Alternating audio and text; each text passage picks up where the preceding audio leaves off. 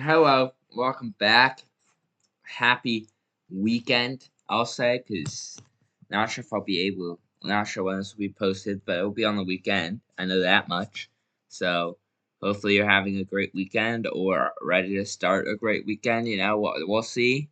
Um, I'm not here to talk about Rory McIlroy's great performance at the start of the Masters. Obviously, if you saw that, he's on pace to set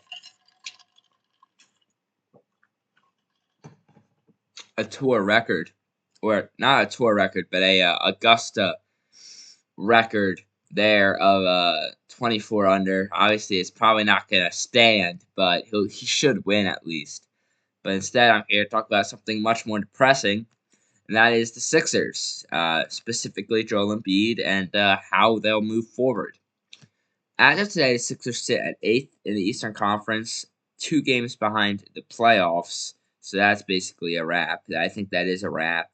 And tied for the 9, which we really don't want to go to 9, so we have to win out. And 1 game behind the Magic, who we could catch. Let's see. The Hornets are getting cooked right now, which is really, really, really good for the Sixers. Unfortunately, the Magic are beating the Bulls at the half. If they lose that, that would be really nice. But the Sixers have an easy win today. They are actively winning. They're beating the Pacers by 12. We got a quarter to play. It should work. Oh my goodness. Justin Crawford just hit a triple.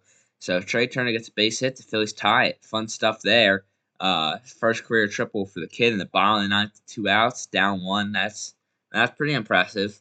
But obviously, if you've been keeping up with Sixers news, you saw that yesterday. Joel Embiid didn't re-injure the knee, didn't re-injure the face, didn't re-injure the eye, not the thumb, not the meniscus, not the knee, but instead he got appendicitis out of left field. Talk about it, man. Yeah, no. Of course, it has to be him. It can't be Paul George to get appendicitis. It just has to be him. Because it's like, this is something that literally you cannot control. Like, Joel Embiid can't control the fact that he got appendicitis. And he got it 2 games before the postseason. So now the Sixers will have to battle at least one play-in game without Embiid, and depending on how that goes, maybe more, maybe they're out. They shouldn't be out, but like you know what I mean. Like hopefully, yeah, unless they fall behind the Hornets, and that's looking very unlikely because they'll go a game clear of the Hornets today. And so yeah, they should. And then let's see who the Hornets last game against. Is this it? Oh, they play the Knicks last. So hopefully the Knicks help us out there. Because I'd rather travel down to Orlando and play the Magic with just Maxey to get and to play the Celtics rather than having to manage through a game through 2 games. Obviously, I think everyone would agree with that. 2 games to play the Pistons, which could technically be better if Cade's hurt, but I don't. That's not risk I want to take. Trusting the Embiid-less Sixers to win 2 games in a row to get a chance to do that. Yeah, no, we're not taking that. But so to recap Embiid's injury history, he has never had a healthy postseason. Um, this year, obviously, appendicitis. Last year, the Sixers did not make the postseason. The year before that, he paralyzed his face. The year before that, it was the meniscus. I believe the year before that was the year where Pascal Siakam decided it was his time to go and just punched him in the. Didn't punch him, but it was a very intentional contact to the face. Oh, Cade Cunningham's playing. I'm an idiot. I thought he was out to the playoffs. It looks like. Wait, maybe he's not. Wait, that I thought he was out to the playoffs, and then they were deciding. But no, he's playing. How long has he been back? I thought he had some weird collapsed lung thing. Hopefully, this is his first game back, so I'm not that much of a. Okay, no, he played 2 days ago as well, so I'm just a little behind. But yeah, that was when Pascal Siakam hurt him, and then the years before that was the Hawks game, and yeah, he got injured in that Hawks series, played through it, and then the infamous Ben Simmons pass, and Sixers lost that one. You know, all these bad things, but just never been able to be healthy. So the question really is, what is the route for the future? Because this season, you don't want to call it a scrap, but it's very unlikely that we will see Joel Embiid on the court for the Sixers again this season, because we would most likely require Tyrese Maxey and Paul George carrying the Sixers at least through the play-in, and then through at least 5 games or 6 games of a 7-game series and winning enough to either win the series or keep it alive is what it would take to probably see Joe back on the court. And that's if they rush it.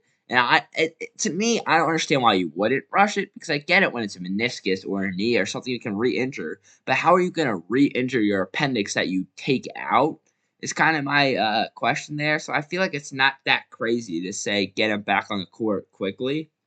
But I'm also not a doctor, so I don't understand why there is a recovery time. So, I should leave that to the professionals.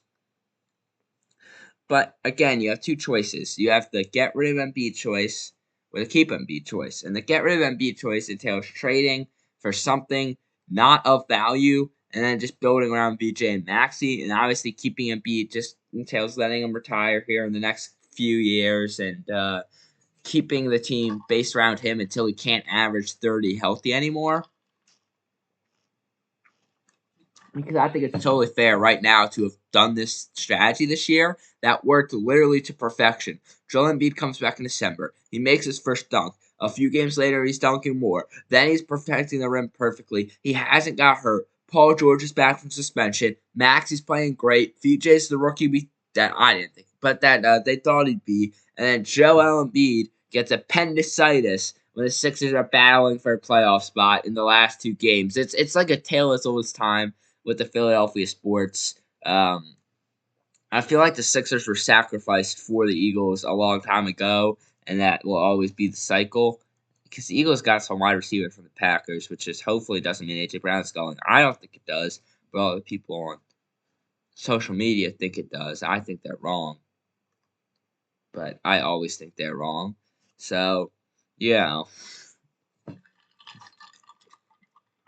Internet trolls. But I think that I'm on the boat where we just let Embiid retire here because I think he's a legend. I think he's too good to let go for something stupid cheap because no one wants him. It's a huge contract, so we'd have to give away the picks in the trade, and it's just not worth it to me to do that. Um, I think this year is a scrap. I don't know how else to put it. I don't see them winning anything this year without him.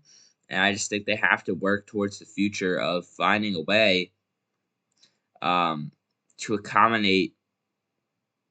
But it's hard to say that, though, to accommodate it because you can't really say that because that's exactly what they did this year. And it's just unlucky. Like, it was just extremely unlucky what happened. So I don't really know what to do from this position if you're the Sixers. I've just unplugged my microphone. So I talk into it. It's unplugged. Hold on. There we go. But I don't know what to do from this spot. But I think that I just don't see a world where there's a justifiable way to get rid of Embiid at this point in his career. I think you ride it out. You ride him to the sun. You retire his jersey. You do all of that, and then hopefully Maxey continues to flourish into a superstar and leads this team to bigger and better things. I'm really hoping that he can do that because I can't handle rebuilding. I don't know. I just with everything in the world, the Flyers just basically lost out the playoffs. The Eagles are only getting worse. No one really cares about the Flyers. The Phillies aren't even looking good this year. So the Sixers go into rebuild mode. Tottenham is officially in the relegation zone as of today with West Ham's 4-0 win over Wolves. Tottenham are officially 2 points into the 3 points really into the relegation zone. Wait, yeah, 3 points really into the relegation zone because and if we don't beat Sunderland this week, I don't think we're getting out. I know we play Wolves, but I like we look at the schedule, right? All right, well this is irrelevant, so I'm not gonna do that. I'm gonna do it myself, and I won't make you guys sit through it. So, it's getting to that point where I'm getting lost, I'm getting confused. But my point is that the Sixers have kind of been. At least we have the Sixers. At least we know they'll make the playoffs for so long. and now it doesn't seem to be getting better with the injuries. And it's just like, what do you do? It's a really, really intense, deep topic. I really think I just don't see. Oh my God, it's a 4 point game. It's a 4 point game. They're gonna lose to the Pacers. They're choking it. I don't know what to do. What do you do from the spot if you are the Philadelphia 76ers? It's a hard question. It's a hard question to answer. And my idea is just let it happen. Go with it naturally. Don't try and force a trade and a rebuild that won't work. Um, so I guess the flow of natural things would be called a process, and I think we should trust that process until it works out. We could just let it all work out and see what happens until Embiid's career is over. Um, and we cut campaign today because he's hurt, which sucks because I kind of like him, even though he's not that great at basketball. It's a rough time right now for the Sixers, and I hope that they somehow find it out in the next quarter and in a game before the play-in starts, and we travel to most likely Orlando. I think we can beat the Magic without Embiid. I don't think that would be a struggle for us, but I don't know. Who knows? I will be underdog. We'll be underdogs, but I think we'll win. And so, thank you for watching this depressing podcast. This podcast full of inquiry. I don't even know what I'm talking about. Well, I do, but you know what I mean. I don't know the solution to this complex problem. Thank you for watching. Good night.